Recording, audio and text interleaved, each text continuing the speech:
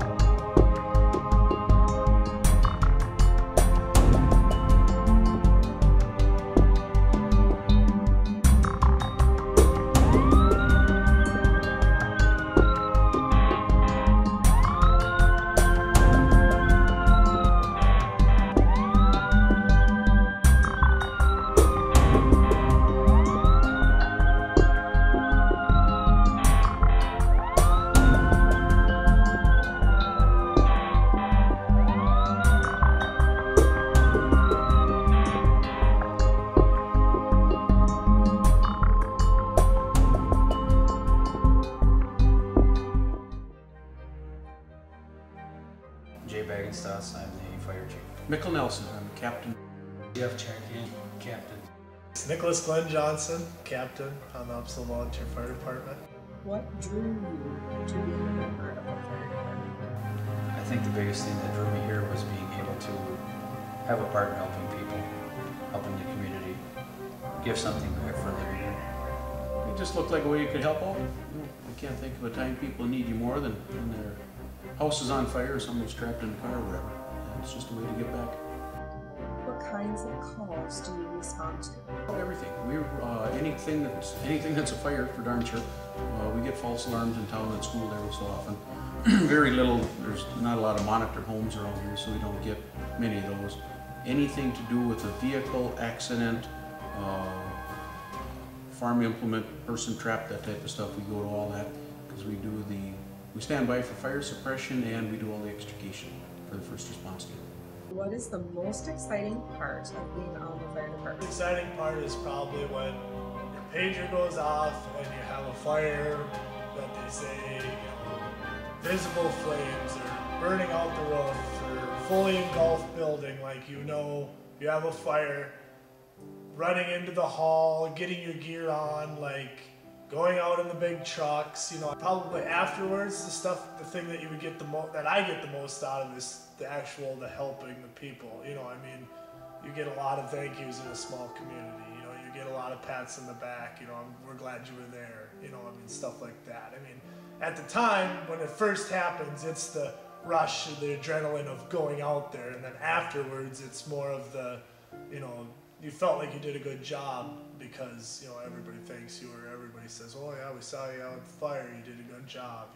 What is the hardest part of being on the fire department? The hardest part about being on the fire department is seeing the loss that comes with fires and or car accidents, especially the loss of life.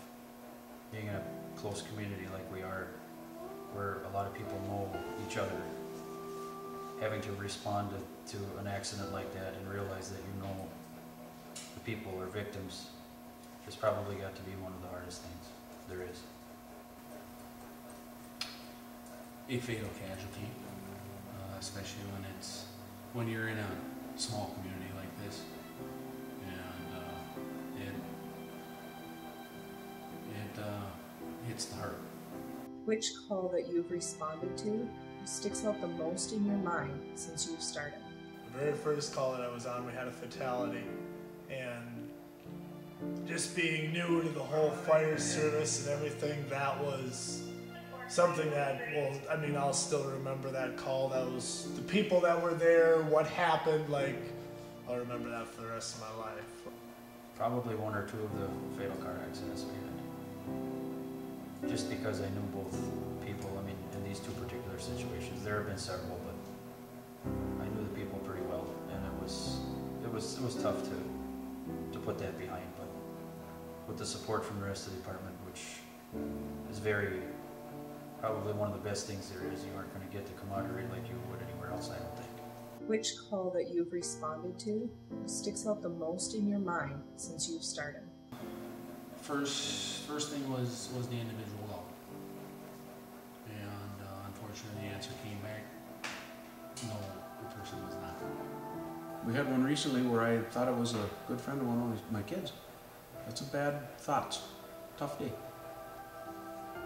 How many types of these accidents have you responded to? I suppose half a dozen or more. 3 or 4 that really stand out, some that don't so much, you kind of get buried, but our accidents tend to either be really not so bad or really bad. You know, you either come out and everybody's in pretty good shape and they got lucky, or it's a complete disaster. I don't know why that is, but that's just seems to be the way it works. When family members of the victim arrive on scene, how do you guys handle that? That's probably a harder thing too to have to deal with. Fortunately, we've usually got law enforcement there, and we'll let them talk to them first.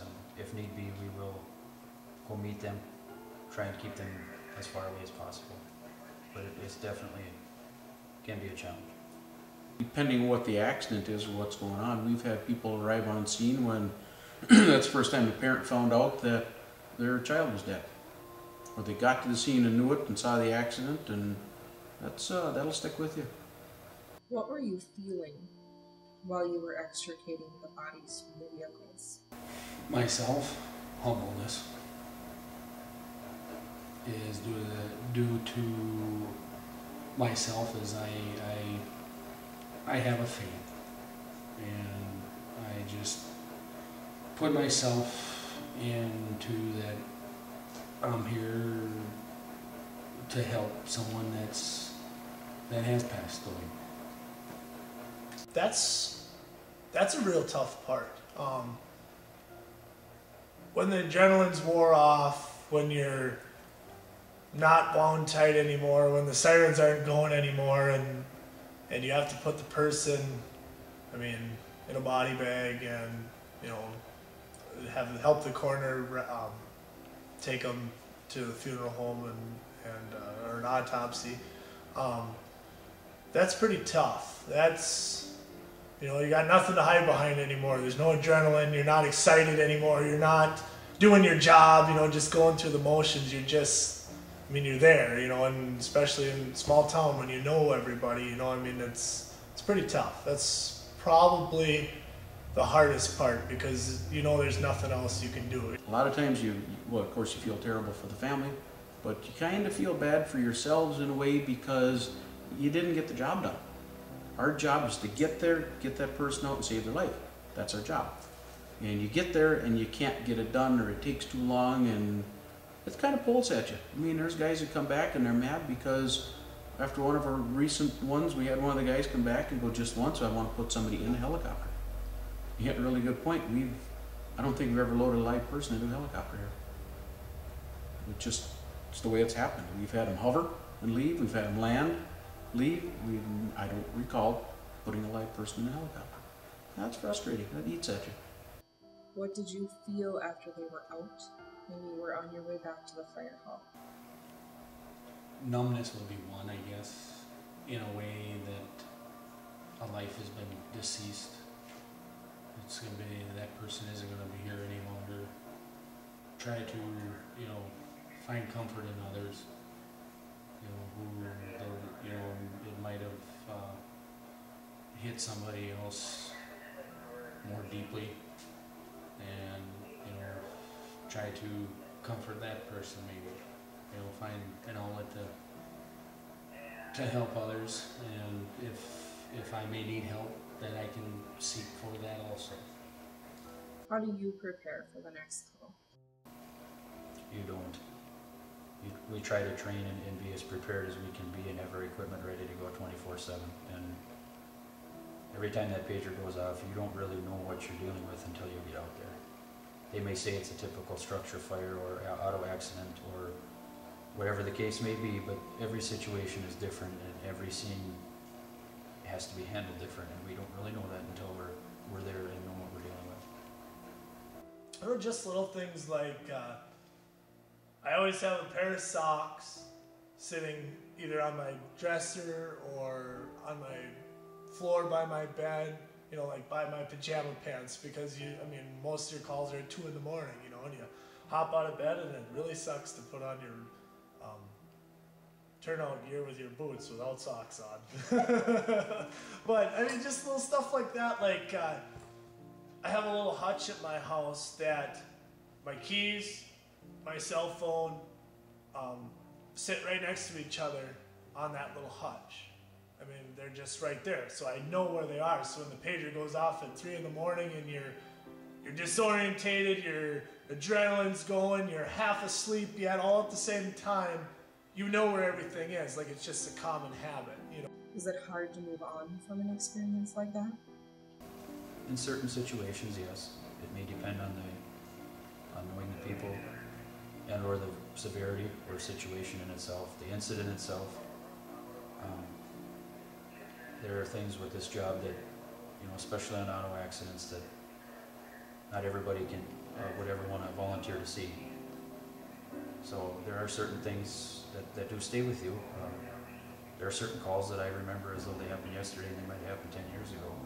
And they'll probably be with me the rest of my life. I may not have shared that with everybody or shared details even with my family members, and we can't. That's part of the confidentiality, but it's, there are some of those things just do not leave your memory.